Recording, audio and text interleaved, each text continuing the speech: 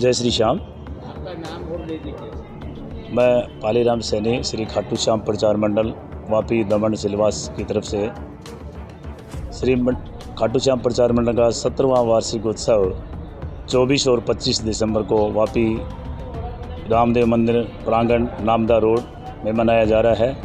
24 तारीख को सूरजगढ़ के निशान और सिगड़ी यात्रा सिद्धनाथ महादेव मंदिर देसाई वार्ड से बाजार होते हुई झंडा चौक होती हुई कस्टम रोड से बाबा रामदेव प्रांगण में पधारेंगे। सिगड़ी यात्रा दोपहर 12:30 से वहाँ से प्रस्थान करेगी, 2:30-3 बजे मंदिर में पहुँचेगी। शाम को सुंदरकांड पाठ का आयोजन किया गया है।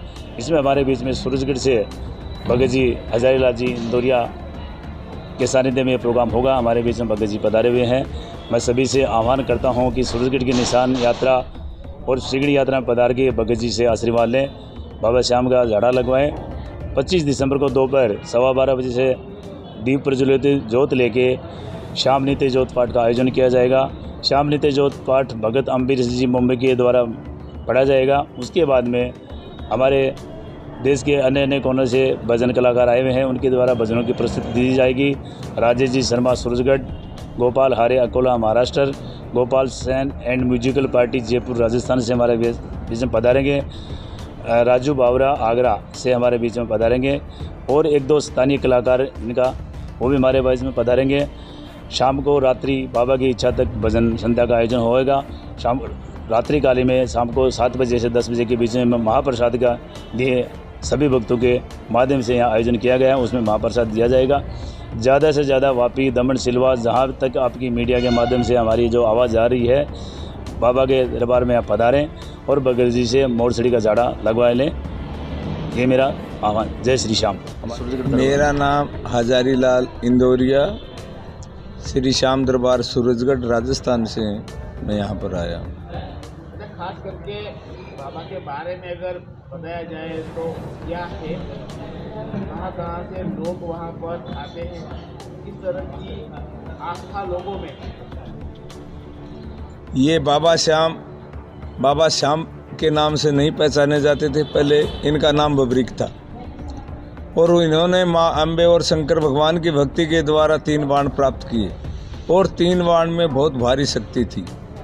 और एक समय आ गया महाभारत का, तो इन्होंने महाभारत के लिए तैयारी कर ली और अपनी माता से एलवती से कहा कि माता जी मुझे महाभारत में जाना है। तो इनकी माता ने प्रतिज्ञा दिवाई इनको, आप महाभारत में जा सकते हो लेकिन आपको हारने वाले का श्री बनना पड़ेगा। श्री कृष्ण भगवान अंतर्यामी हैं, उनको पल पल का पता था। बबरिक जब बबरान गांव है हिसार के पास और कुरुक्षेत्र के बीच, वहाँ पर पहुँचे तो श्री कृष्ण भगवान सामने मिल गए। श्री कृष्ण भगवान ने बबरिक की परीक्षा ली कि आप कहाँ जा रहे हो, तो इन्होंने कहा मैं महाभारत में जा रहा हूँ। तो आपके पास तो 3 बाण हैं। इन्होंने कहा 3 बाण नहीं, मेरा 1 बाण ही काफ़ी रहेगा। तो श्री कृष्ण भगवान इनकी परीक्षा लेते हैं। पास में एक पीपल का पेड़ होता है, उन पत्तों को छेदने के लिए एक पत्ता श्री कृष्ण भगवान अपने पैर के नीचे दबा लेते हैं। पूरे पत्ते छेदते हुए श्री कृष्ण भगवान का वो पैर वाला पत्ता भी छेदा गया। तो श्री कृष्ण भगवान ने सोचा कि योद्धा बड़ा बलवान है, इसको कैसे भी महाभारत से रोका जाए। तो थोड़ी दूर आगे चलकर श्री कृष्ण भगवान एक ब्राह्मण रूप का धारण कर लेते हैं, रास्ते में लेट जाते हैं। बबरिक वहाँ पहुँचते हैं तो उन्होंने कहा बबरिक ने कि रास्ता छोड़ो, मुझे आगे जाना है। तो बबरिक ने श्री कृष्ण भगवान ने कहा कि मैं एक बूढ़ा ब्राह्मण हूँ, मेरी उठने की हिम्मत नहीं है, आप उधर से जाइए। तो बबरिक ने कहा मैं एक क्षत्रिय हूँ, मेरा ये धर्म नहीं होता कि मैं रास्ता छोड़ के दूसरा रास्ता पकड़ूं। तो श्री कृष्ण भगवान ने कहा कि आप दानी भी हैं क्या?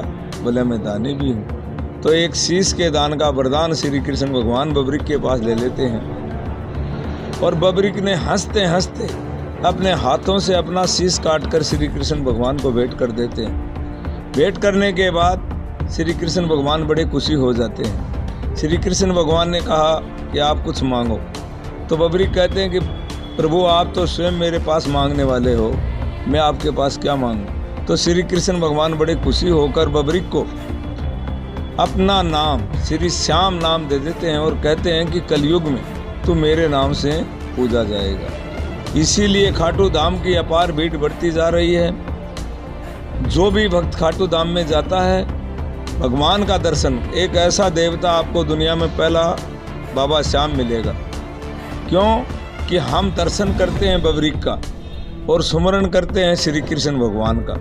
तो दर्शन लाभ हम खाटू मंदिर में जाते हैं, बाबा के सामने जो अरदास लेके जाते हैं, बाबा उनके नज़रों से सबको पहचान जाता है और जो मन इच्छा भक्तों की वहाँ पर पूरी होती हैं और बड़े बड़े संकटों का निवारण बाबा श्याम के नाम से दूर होता है, क्योंकि इसको भगवान श्री कृष्ण का वरदान है। और जो जो कलयुग बढ़ता जाएगा बाबा श्याम की महिमा और ज़्यादा बढ़ती जाएगी। और यहाँ वापी के अंदर मेरे पिताजी भागीरथ जी इंदौरिया ने, वैसे पूरे देश में उन्होंने मंडल खोले, लेकिन यहाँ भी उनकी गुजरात में एक बहुत बड़ी तमन्ना थी कि मैं गुजरात में भी कोई ऐसा प्रचार प्रसार का माध्यम बनाऊं। आज से 17 साल पहले यहाँ पर आए भगत जी, आकर सभी भक्तजनों से संपर्क किया और बाबा की यहाँ पर अपार कृपा हुई। यहाँ पर पहला कीर्तन जब आपने नहीं देखा, अब तो धीरे धीरे और भी कुछ मंडल हो गए, लेकिन उस समय